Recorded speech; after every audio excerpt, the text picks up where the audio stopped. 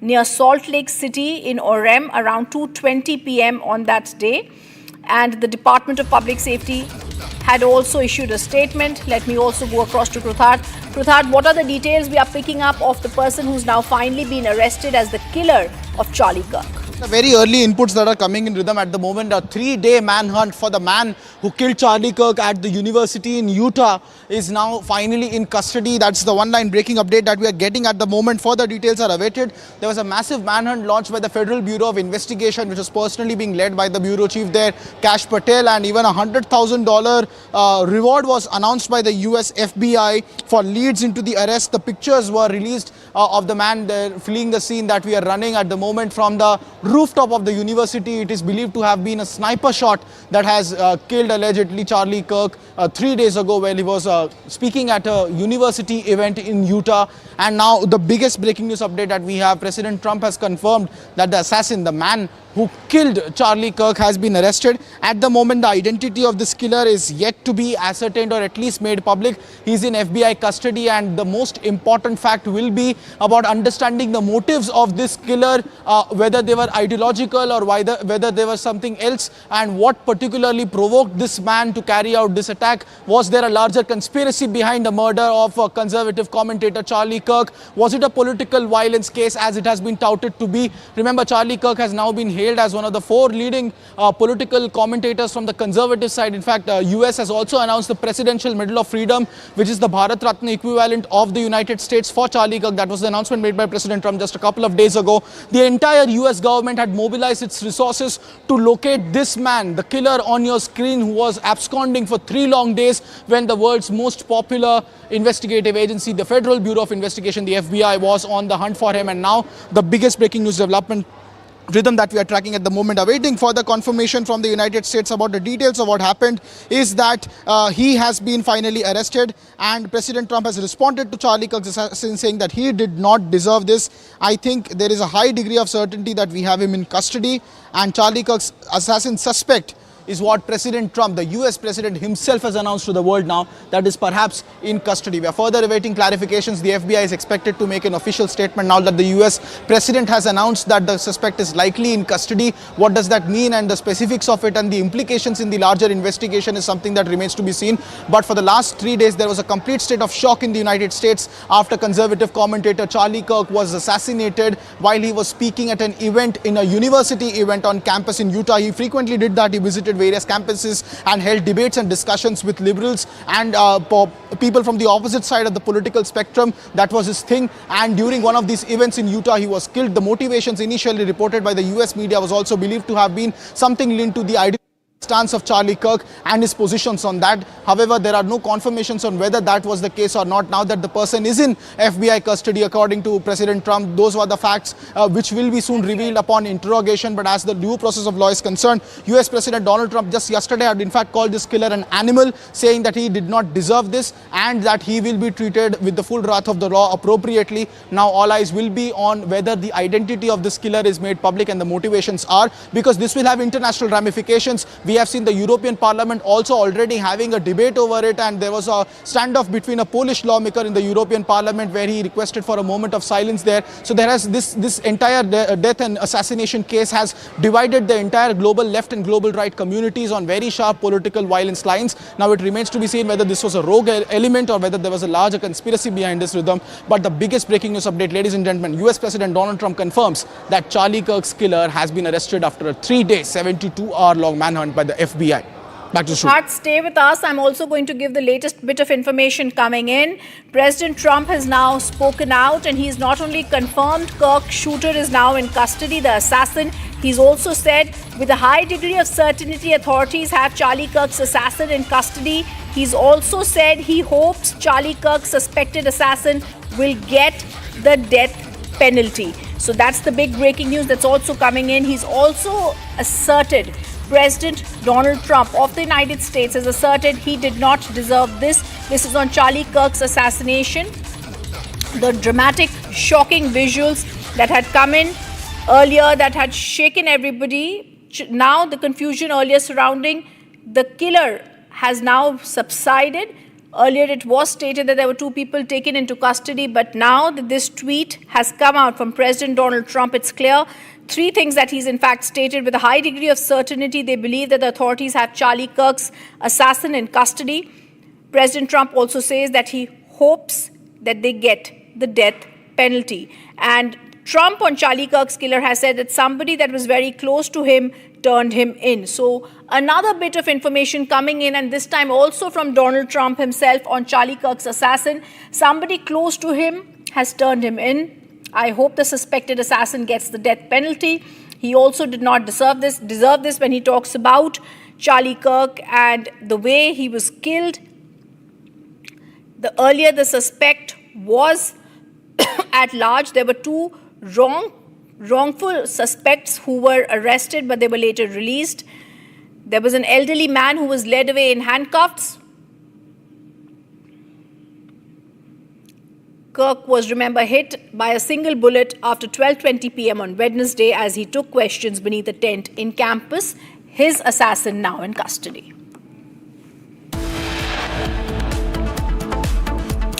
And coming up after a short break, we get you more details. Veterans and families of martyrs protest against India-Pakistan Asia Cup, but IPL chairman backs it. Congress stoops to new low after abusing, now resorts to AI video mockery of PM's late mother.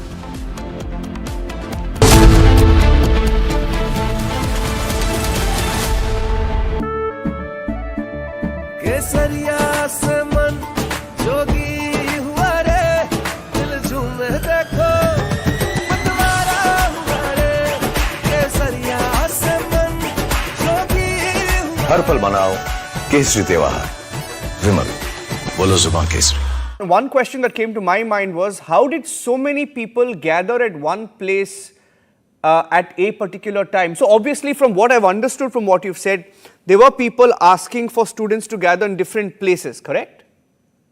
No. It was like the place was fixed. The time was fixed. But the person behind it or the mastermind behind it, I'm also unknown who did it. But there are few conspiracy theories. I don't want to go on them. But yeah, there are a few conspiracy theories like who might have done this.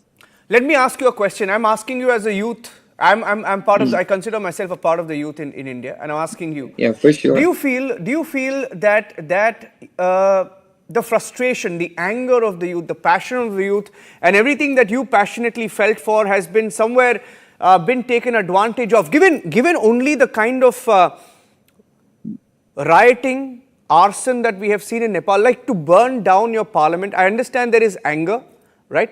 But to burn down parliament, burn down homes, burn down hotels, like many properties which are not even linked. Do you feel that maybe For somewhere sure. that's been taken advantage of? So you used that one word called infiltration, right? Yeah. So exactly that happened. Because Gen Zs were never supposed to do that.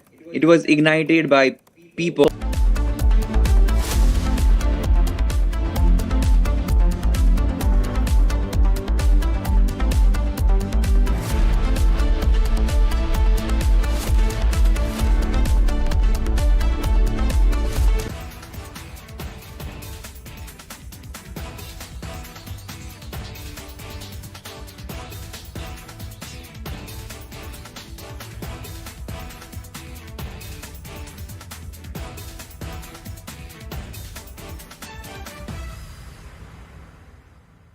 Not counting gang violence. Great! You get the worst ideas when you have secularism. Men give birth. No borders. America's a terrible country. These things are almost all outgrowths of secularism. But this generation, you guys want something deeper. You want something more.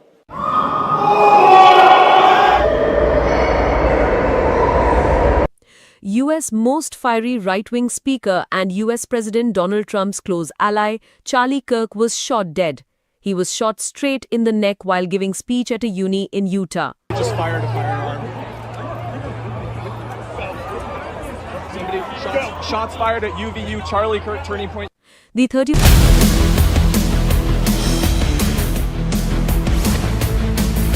This is Republic Jack Olival studio. Stay tuned for all the live and breaking news updates. I'm Deepak Suresh Kumar. Let's get started.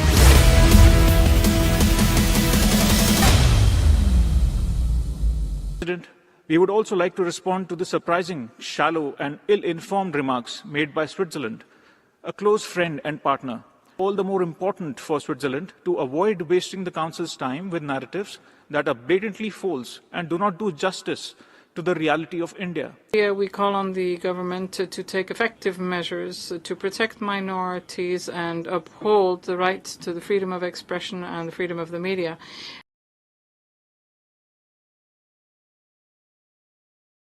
Here we call on the government to take effective measures to protect minorities and uphold the rights to the freedom of expression and the freedom of the media.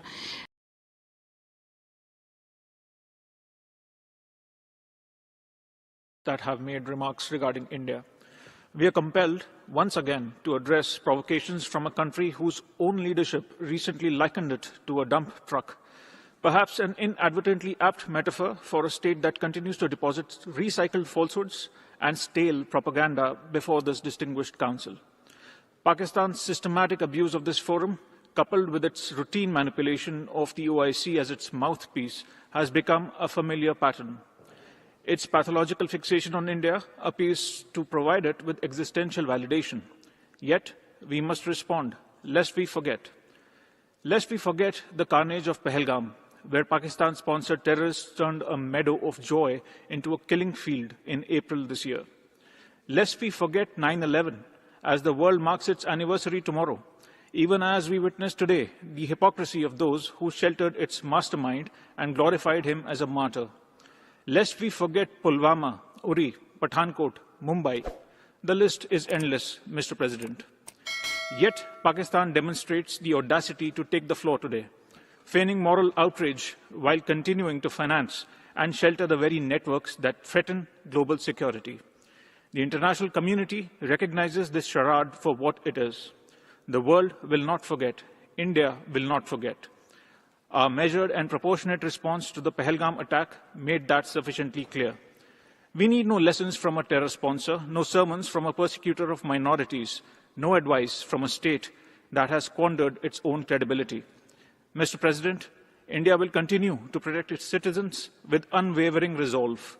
We will defend our sovereignty without compromise. And we will continue to expose, time and again, the elaborate deception of a failed state whose survival depends upon trafficking in terror and tragedy.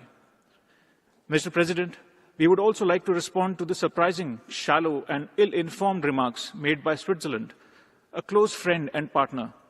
As it holds the UNHRC presidency, it is all the more important for Switzerland to avoid wasting the Council's time with narratives that are blatantly false and do not do justice to the reality of India.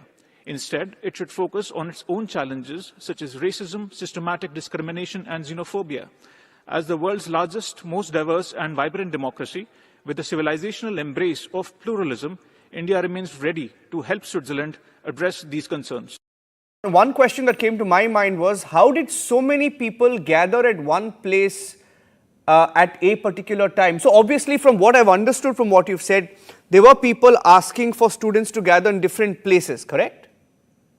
No. It was like the place was fixed, the time was fixed, but the person behind it or the mastermind behind it, I'm also unknown who did it. But there are few conspiracy theories. I don't want to go on them, but yeah, there are a few conspiracy theories like who might have done this. Let me ask you a question. I'm asking you as a youth. I'm part of. I consider myself a part of the youth in India, and I'm asking you. Yeah, for sure. Do you feel that the frustration, the anger of the youth, the passion of the youth, and everything that you passionately felt for has been somewhere been taken advantage of, given only the kind of rioting, arson that we have seen in Nepal, like to burn down your parliament? I understand there is anger, right? But to burn down parliament, burn down homes, burn down hotels, like many properties which are not even linked. Do you feel that maybe somewhere that's been taken advantage of? So you used that one word called infiltration, right? Yeah. So exactly that happened. Because Gen Zs were never supposed to do that. It was ignited by people We're not supposed to be there. And okay, parliament burning, it's like a very big deal, and burning is not even the solution, right? And there are a lot of people who even, there is this place called Singadorwar, it has a lot of historical significance. Yeah. And somehow it also got burned, like it did. Yeah. And Zindis were not the ones to do it, they were criminals basically. And literally. From Asia's largest news headquarters, setting the agenda for Bharat.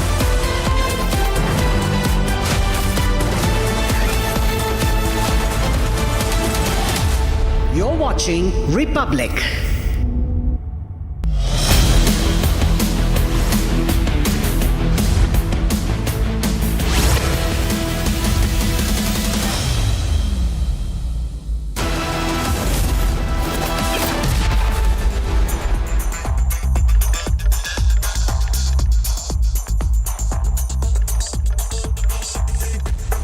Very good evening, viewers. You're watching the latest edition of 6 Stories at 6, and I am Rakshita Mishra with you, viewers. We will start with the abuse bomb that is only exploding, viewers. Congress is stooping to a new law. It posts an AI-generated video of Prime Minister Modi's mother and then goes on to justify it. Story number 2, viewers, will be the latest coming in from the aviation world. It's the SpiceJet controversy. A wheel goes missing, viewers. We got it first, and we'll tell you all the exclusive details that are coming in on that. Story number 3 is Sujit Balaji's death. Now, his mother has spoken exclusively to Republic TV and has reacted to Sam Altman's suicide theory. Also on the show, we get you the latest from Nepal, as there is a division of opinion amongst the protest groups about who should be the chief of its interim government. Also, we get you the latest coming in from Manipur. Republic TV will be taking you through the preparations for Prime Minister's visit in Imphal. And finally, the shocking case from Dallas, where an Indian origin man was beheaded in broad daylight. All that on the show, but we start with the big breaking we have on Charlie Kirk's assassination, viewers. We have an update coming in that the police have arrested a suspect in the assassination of Charlie Kirk on the Utah College campus. Now, assassination suspect is in custody. This has been announced by Donald Trump himself. And I quote him. Trump says, I quote, "I think with a high degree of certainty we have him in custody." And he also went on to say that somebody that was very close to him turned him in. Trump says that he did not deserve this. Of course, he's talking about Charlie Kirk, and he was very close to Charlie Kirk, of course. We have Krutha joining us live on the broadcast for more. Krutha, well, Trump exudes confidence. He says that there is high degree of certainty. But what all do we know about this suspect? Because there was information also that was released by the FBI also on him. Rakshita, for the last 72 hours, there was a very high-intensity manhunt on in the United States, led by the Federal Bureau of Investigation under Kash Patel, to locate this man who was on the rooftops at the Utah University, where Charlie Kirk was shot dead at the event. He was seen fleeing from the scene, and his pictures had gone viral. And in entirety of the United States of America, there was a manhunt for this man. Now, President Trump on US media has himself confirmed with a high degree of certainty. He says that they have the man in custody. In fact, he also went on to say that there was a person who was very close to this assassin, who himself basically gave details to the authorities about whereabouts of this assassin, and following which he was brought under custody, and which Trump believes and the Trump administration's FBI believes that he is the person who is behind the assassination. Now, we are yet to ascertain the identity or understand the political or non-political motivations of this alleged killer behind killing of Charlie Kirk on the Utah campus, whether there were any political motivations or something else, or was there a larger conspiracy at play. These are questions that will be answered in coming days as the FBI now begins intense interrogation of him. What we know so far is that President Trump's administration is committed to for a speedy trial, and in fact President Trump himself has expressed intent to urge the jury to find him guilty of a death penalty in the Charlie Kirk case. We saw this yesterday that President Trump in fact even announced the Presidential Medal of Freedom for Charlie Kirk, which is the highest civilian honor in the United States, and Vice President J.D. Vance himself accompanied the coffin of Charlie Kirk. So it shows the proximity of Charlie Kirk to the US administration and the intent of the administration to pursue swift justice in this matter. matter. But at the moment, what we know is that the would-be assassin is certainly in custody of the FBI, according to US President Donald Trump. Back to the studio. Yes, Krutarth, of course, there have been a lot of reactions that have also come in on what really caused. We've seen Donald Trump blaming the radical left for this murder. There are many more such reactions that have come in, on social media. In India also is much talked about. But tell us what has been the narrative, so to speak, around this murder. What are the people from Republican Party and from the Democrats, what has really been the assessment of this entire incident? Well, it has been largely a very polarizing issue in the United States of America in particular, where the Democrats and the Republicans have been caught onto the ideological lines vis-a-vis Charlie Kirk's personal views. We saw on social media, very shockingly, there's a vast section of US media and people in US who celebrated almost the killing of Charlie Kirk in a manner in which is untoward for any political violence that can be condoned in any parliamentary or any kind of democracy. We also saw bipartisan voices coming out from both the Republican side and the Democrat side condemning the political violence and the act of political violence. However, there was a bit of a commotion in the US Congress when there was a motion brought in to observe 1 minute of silence of prayer for Charlie Kirk. So there have been divisions in the US Congress, the US Parliament as well. We also saw similar apprehensions being at display in the EU Parliament, where a Polish lawmaker proposed a minute of silence for Charlie Kirk. So globally, the global right and left and the political violence that ensues as an outcome of these debates has been on top of the agenda. But at the moment, the priority was to get the legal side of the things out of the way, and the killer is now arrested. Thank you very much for joining us, Krutarth, on the broadcast with those details coming in on that breaking development. We will now shift our focus to what's happened with this SpiceJet flight that was flying from Kandla to Mumbai airport. Now, SpiceJet yet again under scanner after that terrifying mid-air scare where a plane that was flying from Kandla to Mumbai with a missing landing gear wheel. Yes, you heard that right. Missing wheel. The airline has now been asked to submit an incident occurrence report to the DGCA by the end of this day. 75 lives have been put at stake, viewers. A full emergency was declared at the Mumbai airport. Yet, questions remain on how did this aircraft even take off at the first place? Who signed off on its airworthiness and his passengers' safety being compromised in rush to meet schedules? We put the spotlight on this near disaster and demand answers. A packed passenger flight, 75 souls on board. Flying with a landing gear, missing a wheel. Chaos at Mumbai airport, panic inside the aircraft.